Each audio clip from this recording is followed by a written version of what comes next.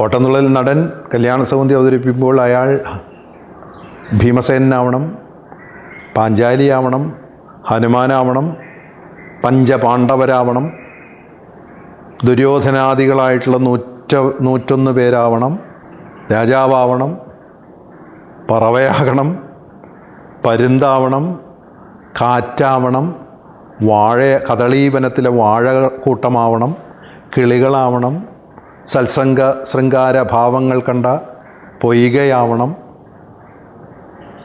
വവ്വലും കിളികളും പച്ചക്കിളികളും പ്രാവും പരുന്തുമാകണം.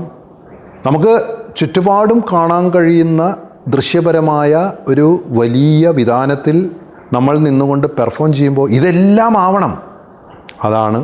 അവിടെയാണ് അടിസ്ഥാനപരമായി ഒരു നടൻ രൂപപ്പെടുന്നതിൻ്റെ ഒരു വലിയ ഒരു സാഹിത്യത്തിൻ്റെ, സംഗീതത്തിൻ്റെ താളങ്ങളുടെ ഒരു കൃതി അതിനെ അവലംബിച്ചുകൊണ്ട് ഉണ്ടാവും.